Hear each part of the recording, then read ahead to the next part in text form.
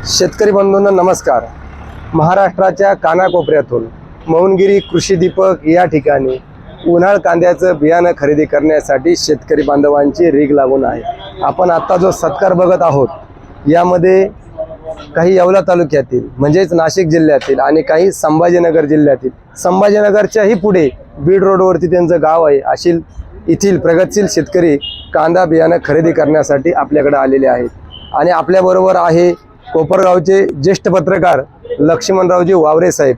त्यांना आपण साहेब नमस्ते। नमस्ते। त्यांना आपण विनंती करतोय की आपल्या तालुक्यात बाहेरच्या 100, 150, 200 किलोमीटरवरून बियाणं घेण्यासाठी शेतकरी बांधव येतात आणि निश्चितच आपलं त्या ठिकाणी कर्तव्य आहे। अतिथी देवो भव यांचा यथोचित सन्मान, यथोचित सत्कार तुम्ही टोप उपरणं टाकून केलेला आहे। त्याबद्दल मौनगिरी कृषी दीपक आपले तुमचे आणि तुमचे दोघांचे सदैव ऋणी राहील।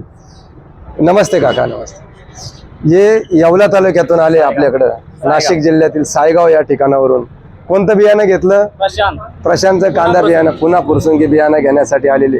टोपी आणि उपरणं टाकून तुमच्या हाताने त्यांचा यथोचित असा सन्मान झालेला आहे। दादा तुम्ही कुठून आले? कोळपेवाडीवरून। कोणतं गाव? वेळापूरवरून आलेले। तसेच आपले विजू मास्तर रवांद्याचे प्रगतशील शेतकरी ऋषिकेश लक्ष्मणराव कदम पाटील यांनीही या ठिकाणी चव्हाण बीज या कंपनीचं एक पेटी पूर्ण म्हणजे 20 किलो कांदा बियाण्याची खरेदी केलेली आहे। तर घुगे साहेब आपलं या ठिकाणी कर्तव्य असं आहे, त्यांच्या हाताने तुम्ही यांचा सत्कार केला, पण मौनगिरी कृषी दीपक या संस्थेची जबाबदारी या दोन्ही ज्येष्ठ प्रगतशील शेतकऱ्यांचा सत्कार सन्मान तुमच्या हाताने व्हावा।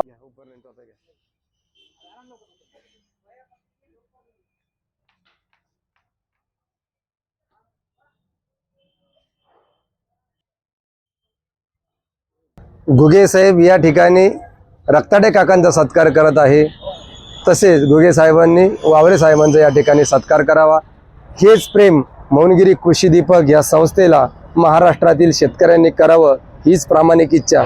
तसेच मौनगिरी कृषी दीपक या इंस्टा चॅनलला आपण फॉलो करा आणि मौनगिरी कृषी दीपक या यूट्यूब चॅनलला आपण सबस्क्राईब करावं।